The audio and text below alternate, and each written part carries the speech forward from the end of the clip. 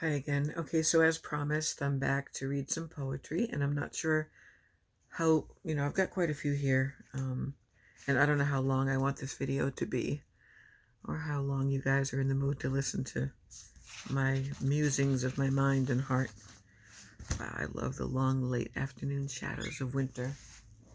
I should be outside right now taking pictures of the lake, but anyway, um, this is, I think, the order that some of the poetry is going to go in, and it's going to be interesting to see what 15 minutes looks like, because that's the time allotted to me. And I'm just going to start with a very brief verse. Poetry is a seeker's north star, as thoughts gather up, stored and released, when written, like fireflies spilling from knocked over jars. Cult. I will not let it be minimized. I will not let it be sidestepped, sugar-coated, or softened. Did they soften the blow for me? I will not lower my voice, apologize for what others did, wink at or blink back, or turn the other cheek for another undeserved slap. So many times, it's bloody and unrecognizable. I will not look the other way and explain it away. I will not dilute the false truth which was once peddled to me and forced down my throat like shards of glass unfathomable, made to swallow with a chaser of poison, meant to claim my soul. I speak out now, not for attention or celebrity, but for one simple tenet, truth. I speak out now. You can call it an axe to grind, sour grapes I guzzle like wine. No, that is all the same smoke screening, Wizard of Oz screaming, cognitive dissonance and gaslighting at its best, the puppetry mind control I'll forever protest from the mountaintop of my own Everest.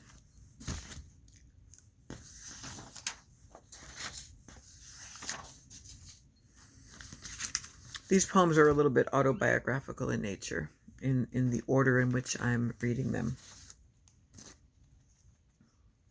This is loosely about my mother and about my own transformation in the process of extricating myself from her delusional clutches.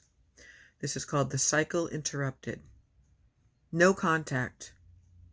Memories like labor pains slowly asserting themselves, stretching back, fading purple bruises, some shaped deceptively, cleverly like hearts, muted with time, or cadaverous white, the keloid scars of subtle abuses. If you press down hard enough, you feel them afresh. So stop pressing. No. Push, push, and you're worn down, exhausted, and sweating. No. You are polished like a river rock, smoothed by tears and weary from long ago offenses over so many years. And this is love? Is this family? A twisted inside-out perversion to call it either. I no longer accept what isn't normal, what isn't joyous or healthy or free. Genetics? Biology? DNA? What a rash assumption. DNA ought to stand for do not abuse in my book. I don't think my book matters to you. Only pride survives. Here is what matters. Here is what I cherish.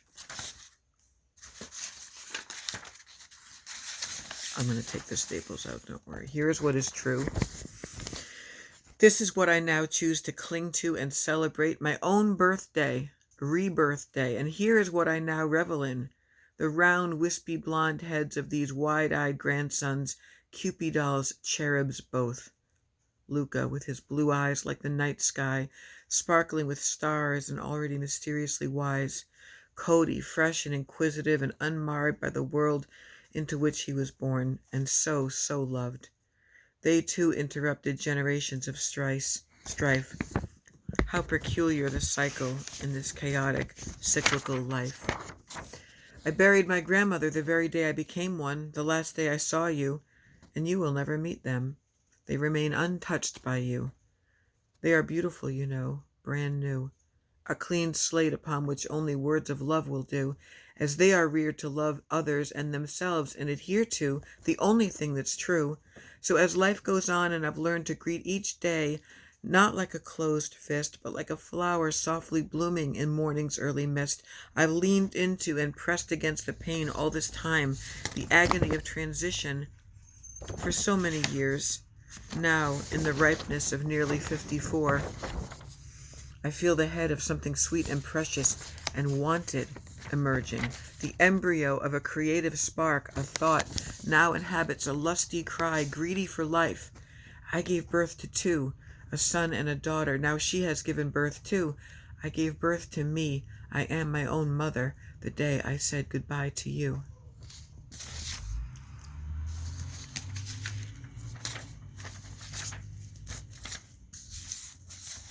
This poem is called Sometimes. Sometimes paths are linear, but not always. Sometimes you have to maneuver yourself clumsily through underbrush, move branches aside, get whacked in the face by the slender, prickly arm of a wild rose bush. Bush. Stub your toe on a rock. Sometimes you have to veer off to some previously undiscovered clearing, to rest, to catch your breath, to ask the sky why, as the clouds politely ignore you. But the birds, both distant and close, are a colorful and constant accompaniment. Sometimes you have to tamp down the unruly earth with brave and determined steps, stamp stubbornly, stomp proudly, pound out your own path. Perhaps others might follow. Sometimes you even have to risk getting lost, only to find out you're not. You never were. You just found a different way. This one's a little bit more whimsical. Untitled. Try to write a poem without using poetic words, said my stern and impatient mind to another part of my mind, the student. Just be prosaic, be a mosaic. Don't use words like haunting or lonely or soul. But yet, by all means, speak still from yours. Try to use crazy words, lazy words, words like adroit, prevaricate, and juggernaut. Try to use jagged words, ragged words, hangnail words that scratch, and tickle words that discomfort. Try some made-up words, and words that of course are real.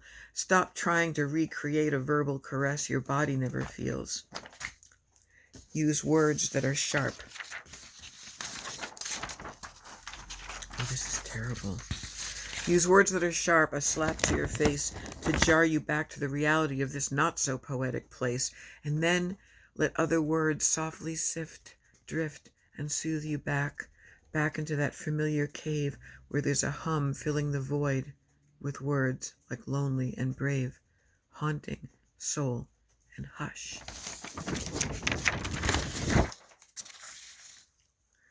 This is called Aftershocks. The transitionary time when a relationship ends or changes. We're at 8 minutes. Once upon a time, there was an earthquake called us. Don't worry. The dust is still settling, and we sift through it still together. There is much that is salvageable, bits of things that catch our eyes, things that glint in the sun. Don't worry. The foundation I called soul shuddered, but is still sound somehow. Perhaps the former part has grown too old. Perhaps now we're finding the gold. For we were not the only fuel that set fire to my creativity, my fantasy, or my imagination, fertile and as necessary as topsoil in this harsh winter of us, the snow of which falls on all that still smolders. I still have words, always words, sometimes silent words, my words. No, just words. They aren't mine. I didn't invent a single one of these feelings, but I try so desperately to describe them. Remember that word? Desperately? Don't worry.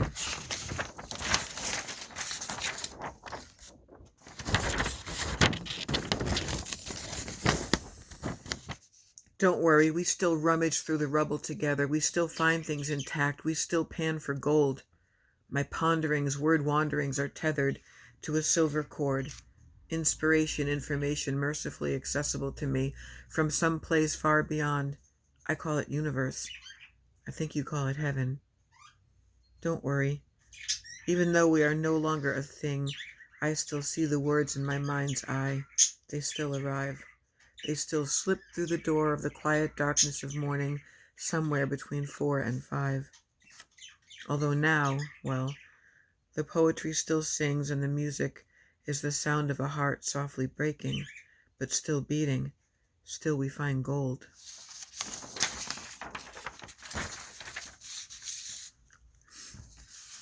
10 minutes, 23 seconds. I love the anarchy of poetry. I write it, then release it into the wild, the wilderness of the reader's interpretation. I choose to share it or not. Some poems are destined to remain in the scrapbook of my mind. I am the conductor of the words, the theme. I guide their general direction. Not others' yea or nay, reactions, approval, or reception. Some of my poems go rogue, but still they require no apologies nor explanations, even if the reader begs for both.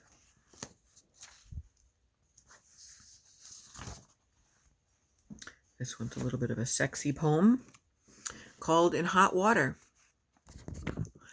Firm ground and sure footing is not always available for us, especially not now. We stumble sometimes as we walk together on paths strewn with impediments, obstacles, and the always looming limitations. But then there is water, the pond, our pond, the lake, my lake. The earth and our bodies are mostly water. And on this November night, we found ourselves in water, hot, foamy, and alive, effortlessly shedding shame and, of course, clothing. A hot tub, yours. I had only been in one once. It was okay. No thrill. Vanilla bubbles, not neon blue.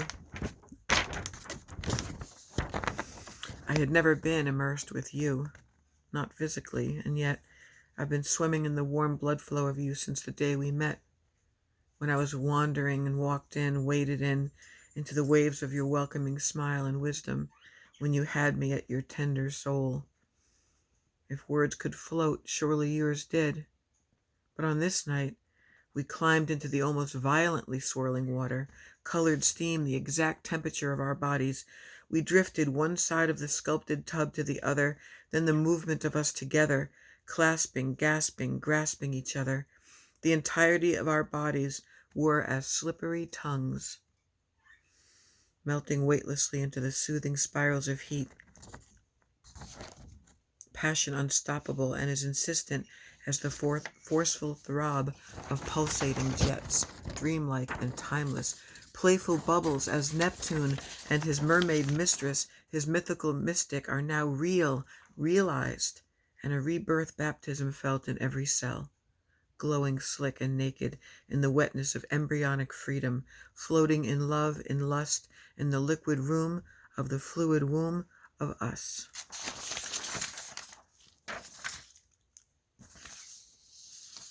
Ooh, 13 minutes.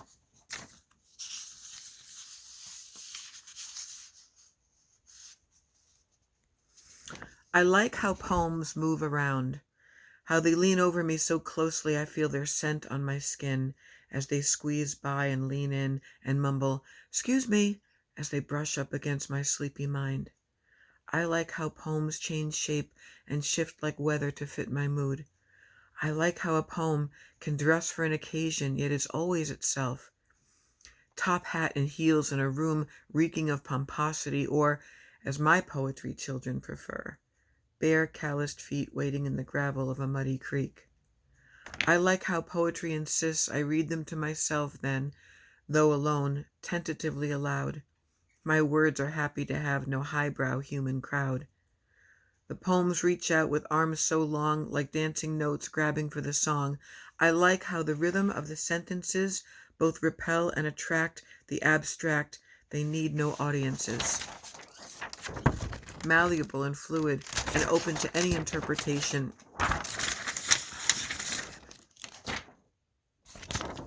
Poetry proves by quiet insistence the importance of its timeless, ageless existence, and teaches that words and ideas are every bit as valuable as experiences and things. I love how poetry begins so privately before the words sing. a tiny smile in the mind's eye, as if blushing at the memory of a lover. Unwritten poems are an itch on the underside of the skin which must be scratched, a tear-shaped egg in the nest of a tree demanding to be hatched. I like how a poem is a birth unseen, the embryo of imagination, quiet and powerful and new. Well, I've gone a little bit over 15 minutes, but I'm going to end with a poem called, oh God, I have so many. This is called Punctuation.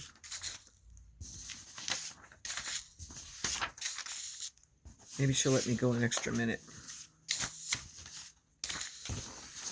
Punctuation. Life contains parentheses, afterthoughts, commas, air quotes, and the forever wandering ellipses. God, the overuse of these. So many thoughts searched for, trailing off, unfinished sentences. Senior moments of frustrating blankness when your eyes look heavenward to find something in that damn thought bubble hovering above your empty head. They all have their rightful place in the myriad complexities of conversation, of communication. So let there be pauses. Be grateful for pauses, for it's there where you catch your breath. But let there be periods too. Periods are the boundaries of language, the stamping of a shoe.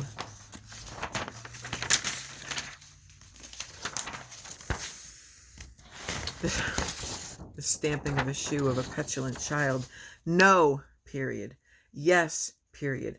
Thank you and no thank you, and I'm sorry, period. No need for further explanation or prevarication or unnecessary groveling. You tried, period. You did your best, period. You fucked up. Doesn't require a period.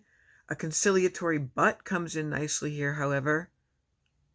I see you, and you see me, period.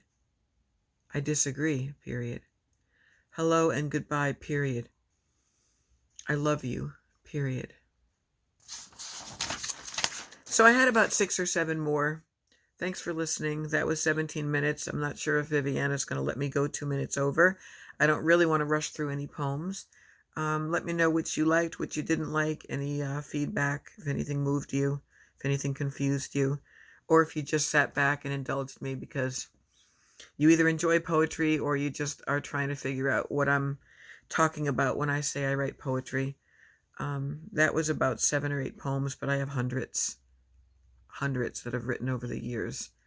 And I've only just gotten around to scraping the surface of like the most recent ones.